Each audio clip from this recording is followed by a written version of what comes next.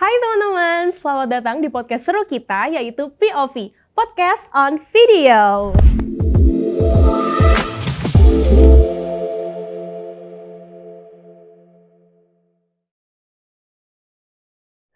Oke, perkenalkan aku dengan Jenis sebagai teman bicara kalian hari ini. Dan hari ini kita akan ngebahas topik yang sangat relate dengan kehidupan sehari-hari kita nih guys, yaitu tentang industri digital. Ya aku yakin banget teman-teman juga pasti ngerasa relate, karena kan kita pasti hidup di kehidupan sehari-hari, aktivitas kita juga gak mungkin ya jauh-jauh dari industri digital nih guys, entah itu AI atau mungkin social media dan sebagainya. Makanya karena topik kita sangat relate dengan kehidupan kita, aku jadi lebih semangat banget dan juga excited untuk ngobrol langsung dengan ketiga narasumber kita. Nah, kebetulan hari ini kita kedatangan 3 narasumber dari sekolah yang keren-keren banget. Kalau begitu langsung aja kita kenalan yuk sama narasumbernya. Ini dia. Oke, salam kenal Kak. Nama saya Aris Nuruddin Pasha, biasa dipanggil Aris. Saya dari SMA Insan Cendekia Madani di Ciater. Saya kelas 11 naik kelas 12 tahun. 11 naik kelas 12. Oke, berarti tadi dipanggil Aris ya? Ya. Oke, hai Aris, salam kenal. Salam. Lu kenalan tadi.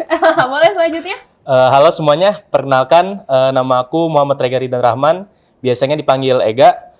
Aku dari SMA Islam Harapan Ibu dan sekarang aku kelas 11 naik kelas 12 juga. 11 naik kelas 12 juga. Sama lah ya. Ega tadi panggilnya? Ega. Ega, oke. Hai Ega, salam Halo, kenal. Oke, selanjutnya yang terakhir yang cantik di pojok sebelah kanan. Halo semuanya, salam kenal. Halo. Nama aku Catherine Anabel. Aku dari sekolah SMA Evata di daerah Serpong. Sekarang aku kelas 11 naik kelas 12 sama juga. Wah, keren banget. Boleh dong tepuk tangan buat kita semua nih. Nah, tadi kenalannya udah nih guys sama ketiga narasumber kita. Dan mungkin aku mau langsung masuk aja ke pertanyaan pertama. Di mana pertanyaan pertama ini kita akan mengawali dulu dengan pandangan dari teman-teman tentang digital industry nih guys. Oke. Nah, jadi ini teman-teman pasti udah nggak asing lah ya dengan digital industry ya guys. Sering dengar lah ya. Sering dengar banget dong pastinya. Nah, kalau menurut kalian sendiri sebenarnya digital industry itu seperti apa sih? Mau dari siapa dulu nih? Boleh? Waduh. Silakan Ais, langsung dijawab. Aduh, oke. Kalau dari aku sendiri ya Kak, sering dengar arti dari digital industry itu sendiri kayak, kan industri sendiri katanya itu kayak memproduksi sesuatu jadi barang yang bernilai gitu lah ya. Kalau enggak kayak ngejual sesuatu lah. Nah, dengan adanya digital juga jadi gabung tuh digital industri ya pasti industri yang atau tadi penjual belikan sesuatu dengan ya sangkut pautnya sama digital gitu lah ya. Terus kalau sekarang kan ya istilahnya apa sih yang digital yang kayak Netflix, Spotify gitu-gitu sih yang aku tahu. Oke, sangat sistematis ya dari perkata dulu digital terus industri itu apa. Oke, keren Kurang banget. lebih Thank you Aris. Selanjutnya Ega mungkin ya. Kalau menurut aku sih kurang lebih sama ya, kan berhubungan sama industri digital juga. Jadi digital tuh berhubungan sama sesuatu yang digital, Maya lah ya. dunia maya seperti itu. Jadi ya kurang lebih sama kayak Aris juga. Kurang lebih sama ya. Yes. Oke. Thank you Ega. Selanjutnya ya terakhir dari Catherine dulu. Iya, Catherine kalau gimana? dari aku kayak kan tadi udah dijelasin nih arti secara singkatnya lah. Kalau menurut aku sendiri industri digital itu salah satu bentuk atau bukti kayak kemajuan teknologi di dunia masa. Terus jadi salah satu bukti kalau manusia itu semakin berkembang di era sekarang. Wah. Oke, wah keren banget nih jawabannya.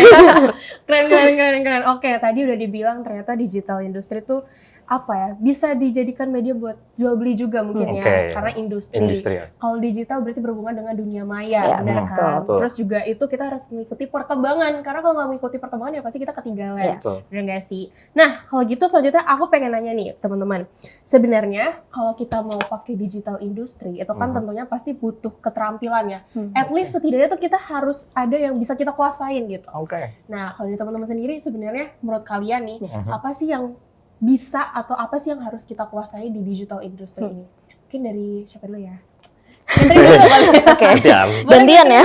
Gantian. Oke, kalau dari aku sih keterampilan yang harus dikuasain itu lebih ke soft skill sih. Soft Jadi skill. kayak yang pertama itu yang menurut aku yang paling penting untuk dikuasain itu mudah beradaptasi. Karena dari kita mudah beradaptasi dengan keadaan sekitar kita, kita bisa menyelesaikan masalah yang kita hadapin. Dan kayak di era sekarang ini pasti berbeda kan di era sebelumnya. Nah itu dengan kita bisa beradaptasi dengan cepat, kita juga bisa lah menghadapi di era sekarang ini. Mau nyoba lah ya. Iya betul. Jadi kayak nggak mau ketinggalan yang tadi Tidak Kak takut Jenny sebut. perubahan, Betul. Tidak takut perubahan. Oke. Terus lanjut deh ke Ega dulu. Kalau gitu. aku lebih ke pemahaman dan sama adaptasinya juga sih. Aman gimana? Kalau nggak paham kan nggak bakalan bisa beradaptasi dong. Iya. Nah, ya. Gitu, lebih ke pemahaman penggunaan digital yang sekarang gitu. Jadi nggak terjebak sama masa lalu terus gitu. Oke. Oke. Baik. Bagus. Berarti saling berkaitan nih jawabannya Catherine dan Ega. Sekarang Oke. kita dengerin Aris. Siap. Silakan Aris. Oke, mungkin sedikit ngambil dari Ega juga tadi ya. Oke. Pemahaman aku gini, maksudnya dua hal. Jadi ada satu digital literasi atau ngerti tentang digital gitu. Istilahnya paham teknologi ini ada fungsinya untuk apa gitu. Ini hadir untuk apa? Kamera ini ada untuk apa gitu. Terus kayak misalkan IG ini hadir untuk apa. Jadi kayak istilahnya paham, ngerti cara makainya, itu maksudnya literasi digital. Kalau menurut aku kayak gitu. Terus yang kedua, istilahnya ngerti, kan ini ngomonginnya maya tadi ya, dunia yang istilahnya nggak ada gitu sebenarnya, nggak bisa kita lihat. Biasanya nyangkut pautnya sama sosmed kan ya. Nah, jadi menurut aku sih ini hal basic banget, tapi kayaknya orang Indonesia luput gitu. Yaitu tata krama di sosmed gitu. Iya, jadi makanya istilahnya behave lah. Kan ada juga tuh UU ITE kan yang tahun 2016 kalau seingat aku, itu ya itulah bilangnya ya ada tata krama, ada pasal-pasalnya di situ. Ya harusnya orang Indonesia nggak cuma secara langsungnya doang yang sopan, tapi di dunia maya juga harus sopan lah. Oke, itu Itu bisa jadi pesan juga buat teman-teman sahabat Catat UPJ. Catat baik-baik teman-teman. Bahwa kita ada UU ITE ya, yang Betul. bisa jadi acuan di mana Iya. apa sih yang bisa kita lakukan dan apa yang dilarang untuk dilakukan. Betul. Keren banget guys jawabannya tadi, udah mulai dari tentang gimana kita tidak takut tentang perubahan, apalagi di era digital ini. Terus selanjutnya tadi kita harus memahami dulu sebenarnya si digital ini tuh apa sih. Betul. Terus dilanjut dengan Aris tadi kasih statement tentang bagaimana kita harus tahu fungsionalnya dulu. Dan ingat tata krama dalam penggunaan sosial media. Keren banget. Oke, guys, aku yakin teman-teman juga tahu ya kalau ternyata sebenarnya digital itu pasti nggak jauh-jauh dari AI. Iya. Ya nggak Oke. sih? Iya, betul. Artificial Intelligence. ChatGPT. ChatGPT. Wah. Nah ini pertanyaan yang nyambung dengan tutukannya Aris nih. Nah teman-teman sendiri nih mendengar kata AI, sebenarnya menurut kalian apakah AI ini tuh berpengaruh buat kehidupan ke depan banget. atau enggak? Misalnya nih kalian kan sekarang masih duduk di bangku sekolah lah ya, masih dalam ranah pendidikan. Nanti kalau misalnya udah ranah ke kuliah masih pendidikan juga. Kalau misalnya kerja, apakah AI ini juga bisa membantu orang-orang yang bekerja dalam dunia pekerjaan tuh gimana? Kerja. Menurut kalian ya? Tadi udah kan Aris, Iya. Catherine, nah kita tahu target Oh, iya. selanjutnya. Asli. Oke, Ega, boleh dikasih jawaban menurut kamu Kalau gimana menurut nih? saya di dunia pekerjaan AI itu cukup membantu ya. Ya. Kan kalau ada AI habis itu di era sekarang itu kita kerja nggak harus di rumah di kantor terus gitu enggak. Jadi bisa melalui di rumah aja kayak freelance gitu lah. Iya, kan? Jadi menurut saya lumayan efektif lah kalau menggunakan AI. Habis itu juga lebih dapat mempermudah pekerjaan kita, mempermudah kita mengelola data, mendapatkan data gitu. Oke. Oke, thank you Ega, keren banget. Boleh selanjutnya siapa? Aris? Aris dulu. Aris Oke. Kalau AI sih, kalau tadi kata Kak Jenny lebih ke pekerjaan banget ya. Yang aku tahu kan sekarang kayak contoh ada Adobe Firefly gitu yang kayak benar-benar bisa bikin gambar cuma dari ketikan doang gitu, bikin video cuma ngetik misalkan Catherine berjalan nanti ada video Catherine jalan gitu. Jadi istilahnya udah sampai segitunya dan kalau untuk kesehariannya juga kan AI itu ya ada di mana di HP kita juga pasti ada AI-nya juga kayak simpel saya juga sendiri sering pakai kayak hey Siri please set a timer for 15 minutes kan lumayan gitu. Jadi udah bisa sampai situ dan ngebantu aja sih buat pasti iya. Itu mempermudah Betul. aktivitas kita ya. Tinggal ngomong doang terus udah dilakukan gitu. Betul. Kayak Catherine tadi yang nggak jalan tiba-tiba jadi jalan. Betul. Jadi asisten lah, asisten. jadi aspri lah. Oke, kalau gitu kalau menurut Catherine sendiri gimana? Kalau menurut aku sama sih kayak Ega dan juga Aris, AI itu ngebantu banget. Kayak contoh tadi kalau di Apple itu Siri, kalau di kita Android itu Google Assistant. Google Assistant. Kayak ya itu salah satu kayak salah satu kemajuan teknologi yang sesimpel itu tapi memudahkan kita kayak lagi tangan kita kotor bisa langsung ngomong kan sesimpel itu. Terus kayak banyak yang seliweran kayak how Indonesia in 20 years later itu salah satu kayak bentuk AI bekerja. Jadi teman diskusi lah. Ya? Betul. Nah, Tapi menurut aku AI itu juga bisa salah satu jadi penghambat buat kita kalau misalnya kita terlalu bergantung sama AI ini. Jadi kita yang ngebuat AI itu harus bisa lebih maju daripada AI itu sendiri. Nah, quotes of the day teman-teman. Oh. Iya, Gimana tuh betul. maksudnya tuh? Ini berarti kita udah dapat 2 pesan juga ya. Tadi kalau dari Aris kita juga harus tahu tentang gimana penggunaan sosial media yang tepat. Ini dari Catherine, hari ini adalah kita harus bisa lebih maju dari produk yang kita buat, yaitu AI. Bener-bener, kita nggak boleh kalah maju juga. Keren banget guys. Terus sekarang aku mau tanya lebih ke pengalaman kalian pribadi. Dari tadi kan aku nanya pendapat ya. Ini lebih ke implementasi dalam kehidupan sehari-hari nih guys. Oke. Kalian kan tadi udah bilang juga, udah sempat mention kalau ternyata kita tuh hidup ternyata nggak jauh dari AI. Sesimpel di smartphone kita aja juga udah ada AI gitu kan. Kayak Hey Google, Hey Siri, dan masih banyak lagi. Teman-teman sendiri kalau dalam dunia pendidikan, misalnya nih mau sekolah gitu kan ya, kalian tuh pakai AI nggak sih? Entah itu ChatGPT or something, terserah. Ketahuan deh. Ketahuan deh. Dibeberkan. Bapak tolong dicatat. Namanya Aris. Oke, boleh cerita. Mungkin dari siapa nih? Kita udah dengerin siapa dulu? Dari Aris lagi. Ya, aku dulu deh, bentar lagi deh. Oke, boleh. Oke, kalau di sekolah ya tadi kan baru ngomongin kerja sama sehari-hari. Kalau di sekolah ya tadi bener ChatGPT. Ya salah satunya jadi istilahnya, kalau aku personal ya, aku kan istilahnya moral aku tuh bilang, Aris kamu jangan sampai apa ya kayak terlalu bergantung banget tadi kayak Catherine bilang jangan terlalu ya misalkan ada tugas B-Indo disuruh bikin cerpen, jangan sampai tolong ChatGPT bikinin cerpen, nggak gitu juga. Tapi kalau aku sendiri pengennya lebih ke aku butuh ide apa aja ya, referensi betul. Terus kayak misalkan aku udah, kayaknya buntu nih, kayak udah bikin cerita tapi buntu tengah-tengah jalan. Jadi kayaknya dengan cara apa lagi ngembanginnya ya gitu. Nah itu baru tanya ChatGPT, nggak pure dari awal sih. Itu contohnya ChatGPT juga. Jadi sih kalau kurang lebih kalau paling sering ChatGPT teman-teman. ChatGPT ya, sering banget. Oke, selanjutnya mungkin dari Catherine dulu deh. Oh, dari aku. Oke.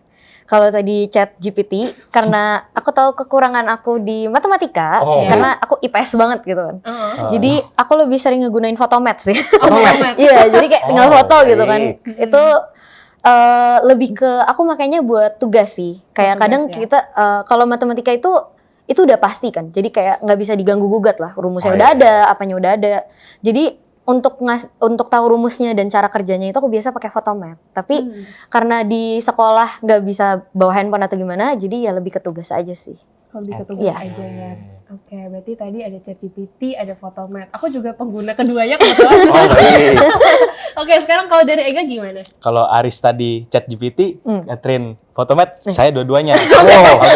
Oke, berarti kita sama. Gimana tuh? Kalau aku sih lebih pakai Google ya buat search engine. Buat nyari materi gitu-gitu di YouTube segala macam, buat ngeringkas materinya juga. Nah, kan kalau di YouTube kan berupa video ya. Nah, aku gunain AI ini buat ngeringkas video itu jadi materi. Pernah lihat tuh. Iya, aku juga berpengalaman sama itu. Iya, Lebih kayak gitu aku sih. kan lebih banyak ya. Iya, kamu betul. meringkas dengan bantuan AI. Nah, lebih kayak gitu sih. Oke. Ada lagi nggak kalau dari Ega?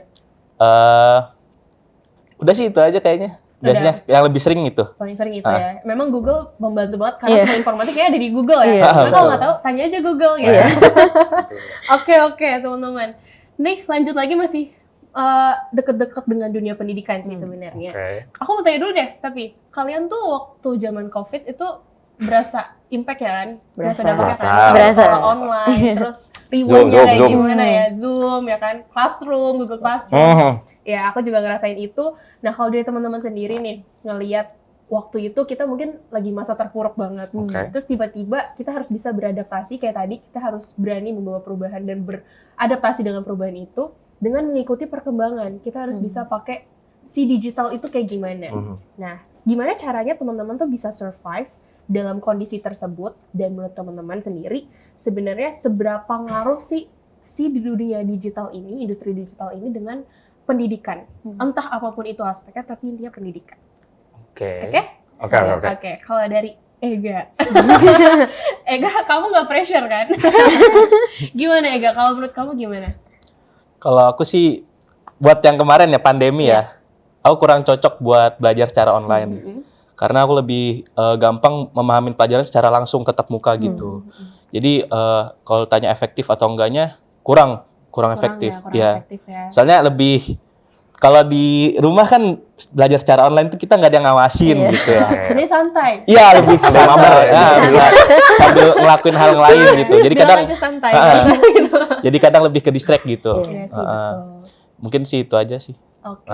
Terus kalau dari Aris gimana? Oke, kalau pendapat aku sih ya, bener setuju ada part bahwa ya online itu nggak segitunya efektif, tapi pas banget di zaman COVID itu ya alhamdulillahnya ada teknologi itu, jadi ya kita kan Mau nggak mau. iya Iya. betul, Mau nggak mau. mau nggak mau dan emang cuma ada itu, nggak bisa paksain offline, takutnya sakit dan sebagainya. Jadi ya seenggaknya jadi solusi sementara lah gitu kan.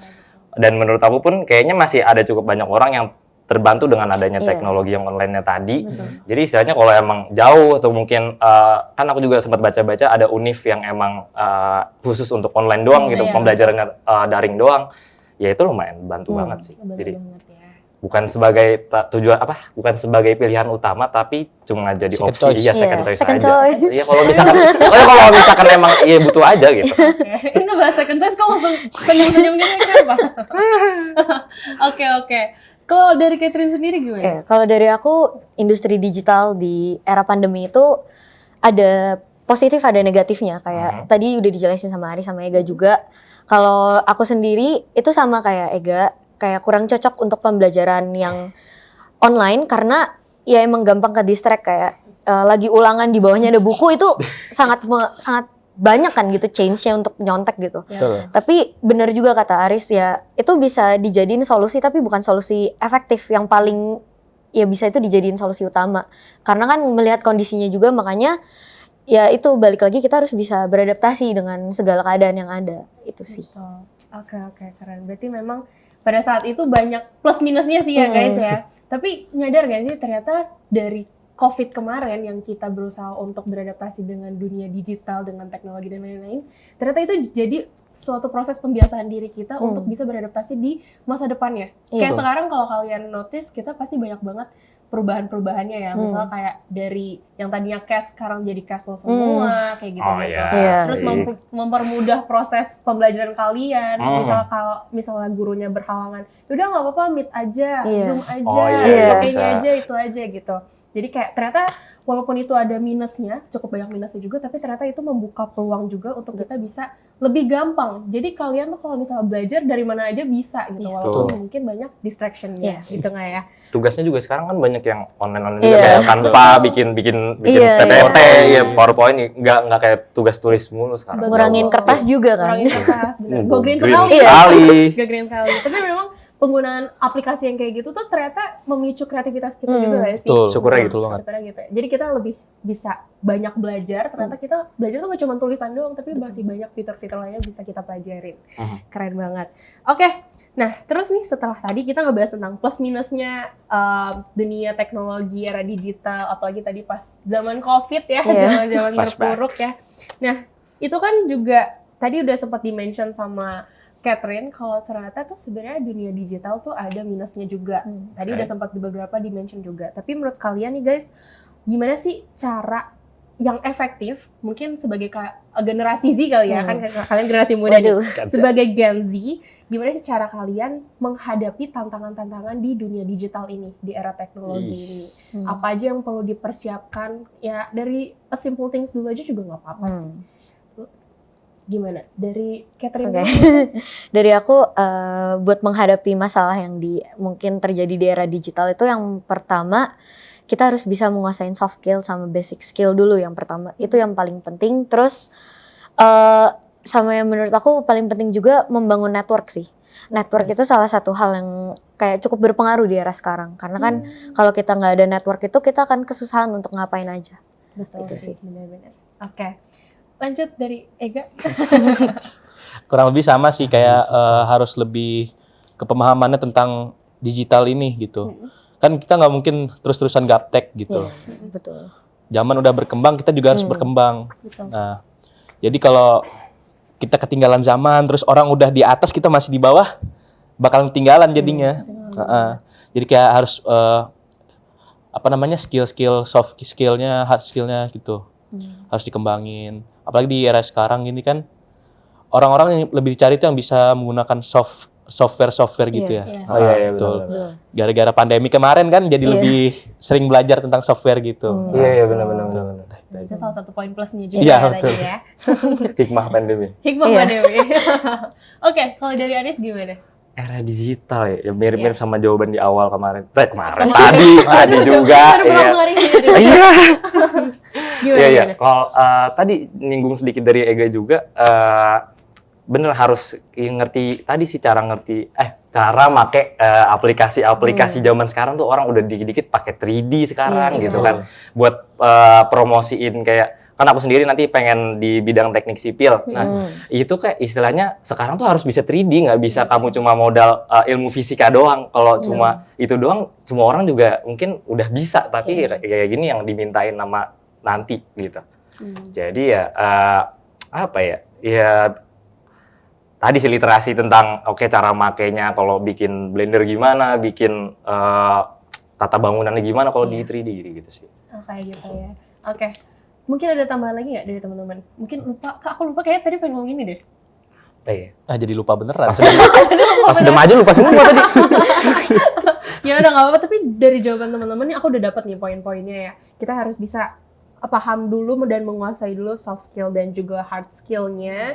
Terus kita kembangin karena kita juga harus bisa menyesuaikan, apalagi tadi kata si Ega benar juga, zaman sekarang tuh yang dicari ternyata memang orang-orang yang bisa menguasai berbagai macam hal. Ya kan, dia cuma satu bidang, tapi ketika dia punya kemampuan lain, itu bisa jadi poin plus juga. Betul. Nah, terus tadi dibantu juga sama Aris dengan closing statement yang bagus juga. Nah, ternyata teman-teman, gak terasa kita tuh udah di pertanyaan terakhir yang Waduh. Cepet Cepet banget. ya. Cepet ya. Cepet banget ya, betul banget. Tapi walaupun durasinya mungkin singkat, aku ngerasa hari ini tuh kita udah dapat banyak pembelajaran sih sebenarnya.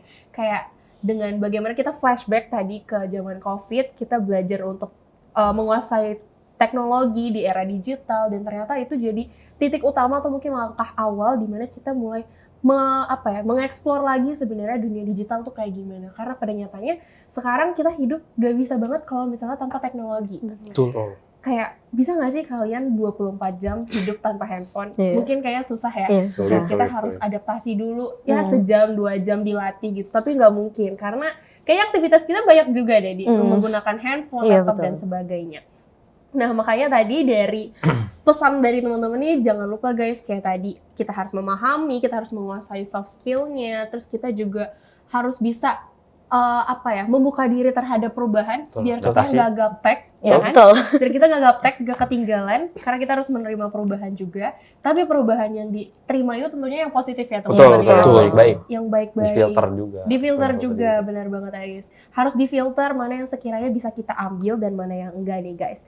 Nah, kalau gitu teman-teman, mungkin pesan terakhir dari aku untuk menyimpulkan podcast kita hari ini adalah kita nih ketika akan menghadapi suatu tantangan, khususnya di era digital, kita harus mempersiapkan diri. Dengan tadi udah beberapa tips yang dikasih oleh Catherine, Ega, dan juga Aris.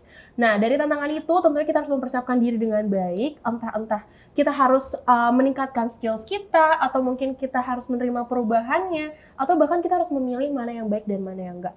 Dan juga ingat kata Catherine tadi, kita harus bisa lebih pintar daripada produk yang kita buat. Benar. Betul. Itu closing yang bagus loh. Kita harus bisa lebih pintar dan bisa lebih menguasai apa yang kita buat guys. Jangan mau kita yang justru dikuasai oleh produk yang kita buat. Apalagi di dunia digital sekarang, teknologi itu banyak banget poin-poin jahatnya yang bahkan bisa mempengaruhi kita ke suatu keterpurukan atau mungkin keterbelakangan dan lain sebagainya. Makanya teman-teman, dari podcast hari ini kita jadi belajar untuk mempersiapkan diri menghadapi dunia digital dengan baik, dan jangan lupa untuk beradaptasi dengan baik juga. Oke, kalau begitu terima kasih teman-teman sudah menyaksikan podcast kita hari ini bersama dengan Aris, Ega, dan juga Catherine, ketiga narasumber kita yang hebat-hebat. Dan terima kasih teman-teman atas waktunya sudah menyaksikan video hari ini. Sekiranya kalau ada kata-kata yang kurang berkenan, aku minta maaf teman-teman. Maaf juga. Dan terima kasih banyak teman-teman. Sampai jumpa di podcast kita selanjutnya, itu podcast POV, Podcast on Video. Aku Jenis pamit undur diri. Sampai jumpa. Dadah.